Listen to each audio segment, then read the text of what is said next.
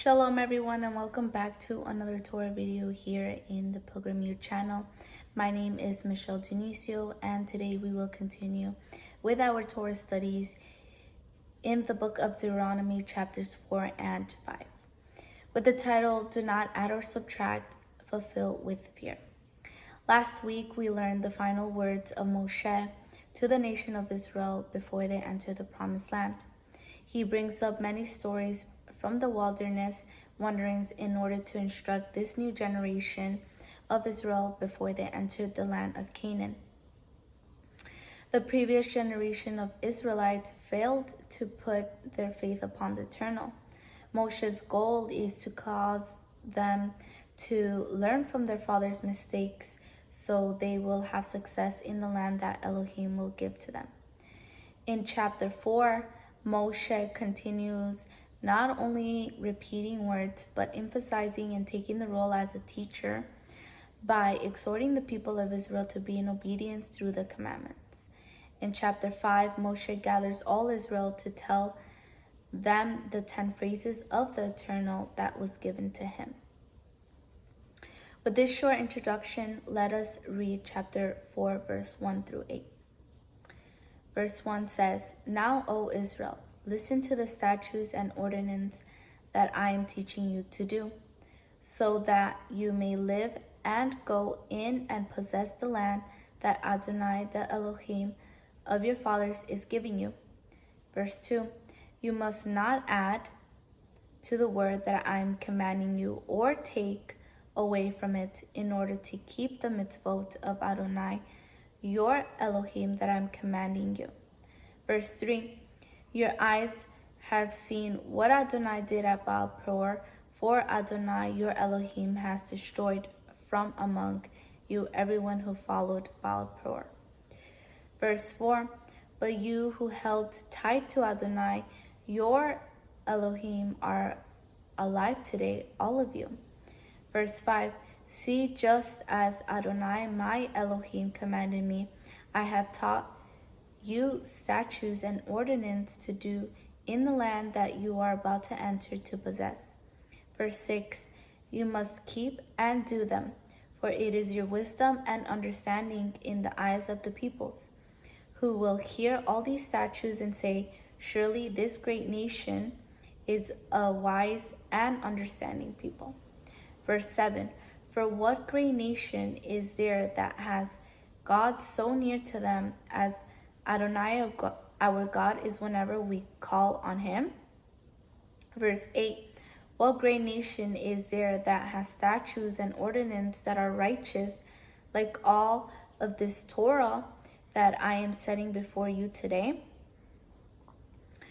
At this stage of Israel's life, they had already spent 40 years and 11 months in their pilgrimage. They were about to enter the promised land. The Eternal tells Moshe to instruct them with the commandments so they could put them into practice in the promised land. Moshe, as a second witness to this new Israel who had already grown up, he took the role of a father who advises his children with exhortation and rebuke, so they would not forget to obey them. Moshe, after having seen all the miracles and wonders of the Almighty, how he led the Israelites out of slavery from Egypt with a strong arm, sharing all their experiences, obstacles, and events that the people of Israel went through in the desert. He was about to finish his work. Knowing that he would not enter the promised land, Moshe gave them the last message before dying. He was going to transmit to them the words of the Torah, which is the instruction about everything that the Eternal had ordered for their parents and for themselves. The first thing Moshe tells them is Shema Israel, listen Israel, and he reminds them of the severity and goodness of the Eternal. He warns them to listen so that they keep the will of the Father and have life. because otherwise they would perish as their parents perished. As Romans chapter 11 verse 22 says, notice then the kindness and severity of the Elohim. Severity toward those who fell, but Elohim's kindness toward you. If you continue in his kindness, otherwise you too will be cut off. Shaul was admonishing the people of Israel in the first century of having rejected the Messiah. But the Gentiles of the nations who believed in the Redeemer and King of Israel, Yeshua, had the opportunity to be grafted into the remnant of Israel. However, those who were grafted by favor were also warned that if they did not obey the commandments of the Creator, they would be cut off, just as the Israelites, being from the olive tree, were cut for their transgressions. These commandments are for all generations in all times of existence of this world. That is why this message is relevant to us today. If we do not obey and believe that we are now living only by grace and doing our own will, as religions teach, we are completely wrong and deceived, because the truth instruction of the eternal, the Torah, is true, faithful, and truthful. How do we know? He who believes in the only begotten of the Father, living and teaching as he did when he came to bear witness to the Creator, bringing the good news. The scriptures tells us in John chapter 8 verse 31 through 32 that if we believe in Mashiach, we are true disciples, and if we remain in his word, we will know the truth, and that truth will set us free from deceptions and falsehoods of this world.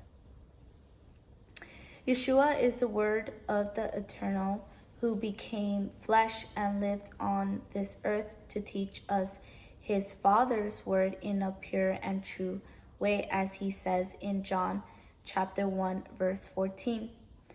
That is why whoever wants to be accepted by the Creator has to seek him through the path of truth and life, because if it is not through his Son, there is no other path to eternity.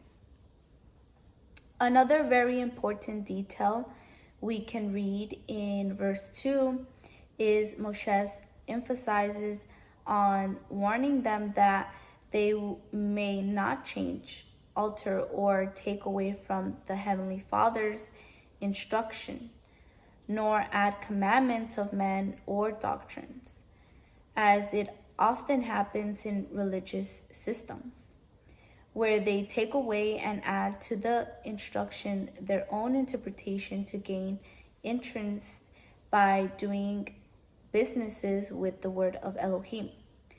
The Israelites had to demonstrate through their testimony that they were an obedient people, so that the nations would not confuse them as another religion in the world. On the contrary, the nations were going to see a big difference and become impressed by their testimony. At the same time, they would be light to the world by practicing the word. On idolatry dated, just like Mashiach did when he brought the good news. Yeshua himself said in Matthew chapter 5 verse 17, "Do not think that I came to abolish the Torah or the prophets. I did not come to abolish, but to fulfill." Yeshua clearly tells us that he did not come to change, take away, or alter anything in the Torah or the prophets, but rather he gave them the correct interpretation, demonstrating the will of the Father. That is why Moshe's warning to the people of Israel is the same for us. Whoever disobeys these commandments will have his punishments.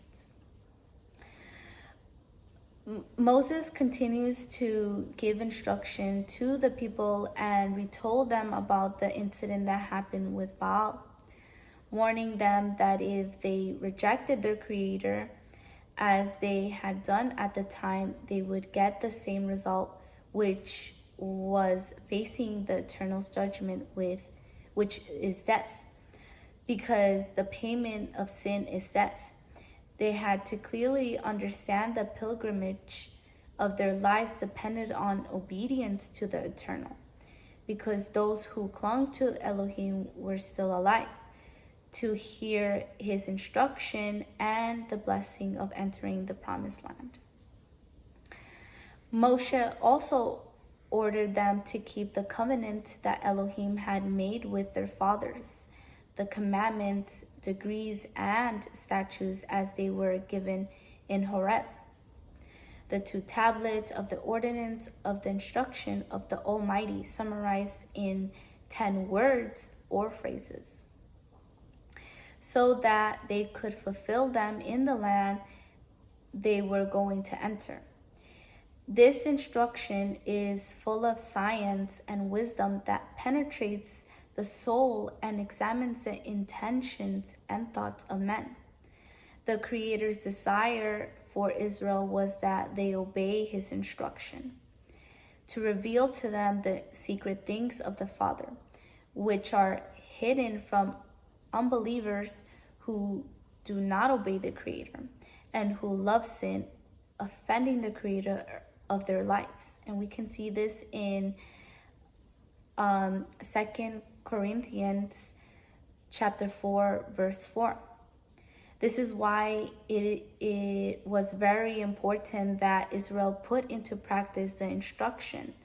It was for their own good and to teach their children from generation to generation.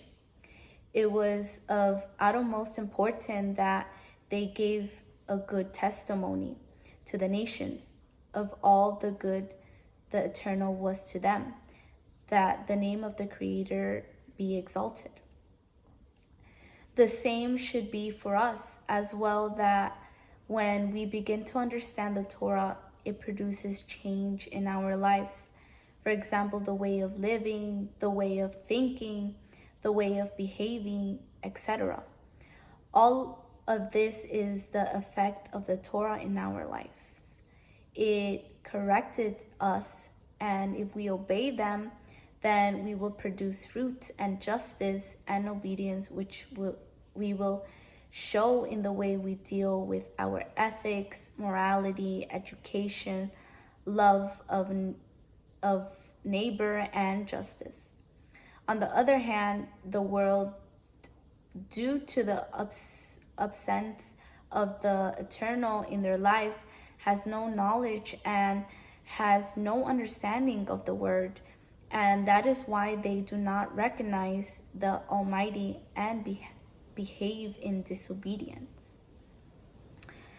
From verses 15 to 25, here in these verses, Moshe emphasizes about idolatry. Let us remember that idolatry is detestable, abominable, and intolerable before the Almighty, for which the wrath of the eternal comes upon the children of disobedience and destroys them completely. For we know that Elohim is holy, and he dwells in the outmost high where sin does not exist. Throughout the time of Earth's existence, idolatry has been humanity's greatest problem towards him.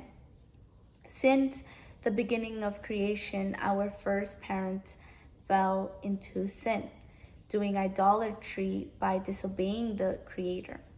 From that moment on, every soul that has been born until now has been contaminated with that great poison that is disobedience, considered as idolatry. In the plan of the Eternal, his mercy, goodness in his favor, he kept a clean and pure lineage that did obey his instruction with great fidelity and integrity. From this lineage, Yeshua HaMashiach was born, he who is the liberator of souls from slavery of sin. Through him, the souls that return to the Father will be free. As Romans chapter 8 verse 2 says, for the law of spirit of life in Mashiach Yeshua has set you free from the law and sin and death. That is why the Eternal gave birth to the people of Israel, with the purpose of being a light to the nations. He was going to teach them his instruction, give them knowledge and discernment through his holy breath, so that they could serve him in obedience. But sadly, it was not so. It was more disobedience than obedience, and that is why the Eternal raised prophet after prophet to admonish Israel. Israel became slaves in Egypt, and the Eternal took him out with a powerful arm and brought them to the desert to cleanse and purify them, because they had assimilated by practicing Egyptian customs. After Elohim liberated them, it took 3 months to reach the foot of Mountain Horeb, where Moshe gave them the 2 tablets of the commandments of the Torah and made the pact with them. From that moment on, Israel demonstrated great disobedience in Elohim's presence, despite witnessing all the wonders of his power, faithfulness, goodness, and mercy towards them. When they saw that Moshe did not come down from Mount Sinai for 40 days, they became hopeless and told Aaron to make them a golden calf, because they felt like they needed a God to guide them and take care of them. By doing this, they also broke the covenant, which resulted in remaining prostrated in the desert to continue to bow down to the idols they wanted because they disbelieved. Moshe here continues to exhort them and remind them not to do the same as their forefathers, that when they enter the promised land, they should keep their souls away from any figure of idols. For the reason that Elohim spoke with them in the middle of the fire, and they did not see any idol figures of nothing made on earth. But in Israel's rebellion, they caused Elohim to anger for making idols and serving them, like it says in verse 25. When you father children and children's children and have been in the land a long time, and you act corruptedly and make a graven image in the form of anything, and do evil in the sight of Adonai, your Elohim, provoking him to anger. Moshe knew that the people would fall into idolatry, already being in the promised land, to whom he was not going to enter, and told them to pay close attention to the instruction and be careful to obey them. The Eternal set heaven and earth as witness. If they practice evil, they would be totally destroyed. However, we know that a remnant had to survive to bring forth Mashiach by not destroying them forever, because of Elohim's love and favor for the patriarchs. He would leave a small light, even though they were scattered among the nations for a time to face their consequence in exile. From verses 26 to 40, Moshe reminds Israel, despite their transgressions of idolatry and the discipline Elohim had to give them, he would not forget them. He was Israel's only hope and strength, as it says in verse 30 to 31. It says, when you are in distress and all these things have come on you, in the latter days you will return to Adonai your Elohim and listen to his voice. 31. For Adonai your Elohim is a merciful, eternal. He will not abandon you or destroy you or forget the covenant with your fathers that he swore to them. The Eternal wanted to be their protector and help throughout their journey, but their constant disbelief and rebellion hindered that desire. That's why Moshe continues to repeat in verse 40. It says, you must keep his statutes and his mitzvot, which I am commanding you today, so that it may go well with you and with your children after you, and so that you may prolong your days in the land that Adonai your Elohim is giving you for all time. The commandments that the Eternal has given are life, so it guides our path and we make good decisions that will allow things to go well for us, and we do not live in confusion, deception, and lies of doctrines of men. This is what the Father wanted to avoid for the people of Israel and for us today as well. But unfortunately, the majority of the world lives in their own understanding, doing what they believe is good, living in confusion, in deception, following all kinds of philosophies, dogmas, false prophets, fortune tellers, astrology, etc. And with all this, teach to disobey the truth Elohim. It is noticeable that Moshe is not only repeating to the people of Israel, but he is also teaching them about the Creator of them and of us. Therefore, if we do not put into practice all these commandments that the Almighty has given us to fulfill in our life, we will also perish as those who disobeyed. Continuing with chapter 5, it says from verses 1 through 5 says, Moses called to all Israel and said to them, Hear, O Israel, the statutes and the ordinances that I'm speaking in your hearing today. Learn them and make sure to do them. Verse 2, Adonai, our Elohim, cut a covenant with us in Horeb. Verse 3, not with our fathers has Adonai cut his covenant, but with us, all of us alive here today. Verse 4, Adonai spoke with you face to face on the mountain from the midst of fire.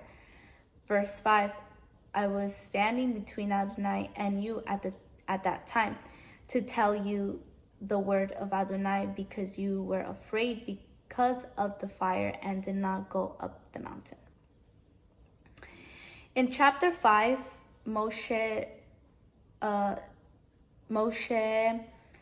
tells Israel again to listen to the Hukim, statutes, and the Mishpatim, meaning judgments, that they were hearing that day, and to so that they learn them, keep them, and fulfill them in the land that they were about to inherit.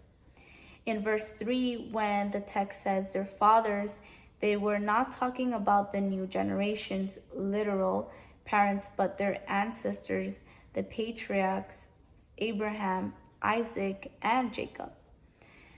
That is why he tells them this covenant he made with all of us who are alive today, reminding them how the Eternal had made a covenant with them, had spoken to them directly from the middle of the fire to give them commandments, statutes, and decrees that they had to fulfill. But when they heard the voice of the Almighty, they saw the mountain wrapped in smoke, fire, darkness, lightning, and rumblings. The Israelites trembled with fear, as in Exodus chapter 20, verse 18 tells us. And when they saw the Eternal's presence in creation, verse 19 tells us that Israel said to Moshe, "You speak to us and we will listen, but do not let Adonai speak to us or we will die." For this reason, Moshe took the book of instruction, read and taught it before the people, and they responded as a unit and in a unison that they would do everything the Eternal had commanded, as it says in Exodus chapter 25, verse 7. The book of the covenant has to do with the commandments that the Eternal gave to Moshe in the book of Exodus chapter 20 to 24. In those chapters, Moshe took the blood of animals to seal the book of the covenant, and Israel was sprinkled with that blood to purify them, but sadly they disregarded it, breaking the covenant of instruction they made with Elohim because of their disobedience. Let us remember that the Father, after the entry of sin into this world, ordered the sacrifice of innocent animals through his blood to atone for the transgressions of the people and forgive their sins temporarily. And in this way, they could approach the divine presence, as we see in Leviticus chapter 17, verse 11. It says, "For the life of the creatures is in the blood, and I have given it to you on the altar to make atonement for your lives, for it is the blood that makes atonement because of the life." And in Hebrews chapter 9, verse 22 confirms that it says that nearly everything is purified in blood according to the Torah, and apart from the shedding of blood, there is no forgiveness. This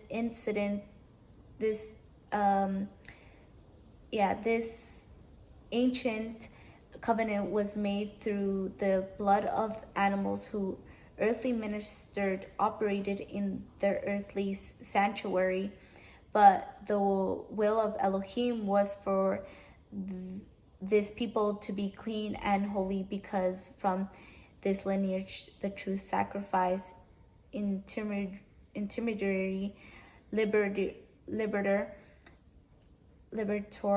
minister, Goel, and the new covenant would be born. The prophet Jeremiah wrote about this covenant in chapter 31 to 34, saying, it says, "Not like the covenant I made with their fathers in the day I took them by the hand to bring them out of the land of Egypt, for they broke my covenant through I was a husband to them. It is a declaration of Adonai." Scriptures tells us that this covenant was no longer going to be given on stone tablets as it was in the first covenant, but this time for the Creator would write them in our soul and in our mind, and that they would not be taught by a man as Moshe taught them. We would be taught by the holy breath of the Father, the Ruach HaKodesh, and Mashiach. In 2 Corinthians chapter 3, verse 6 says, "He also made us competent as servants of a new covenant, not of the letter, but of the Ruach. For the letter kills, but the Ruach gives life." And in Hebrews chapter 9, verse 14, through 15 says, how much will the blood of Mashiach, who through the eternal Spirit offered himself without blemish to Elohim, cleanse our conscience from death, work to serve the living God? And in verse 15 says, for this reason he is the mediator of a new covenant, in order that those who called may receive the promised eternal inheritance, since a death has taken place that redeems from the violations under the first covenant.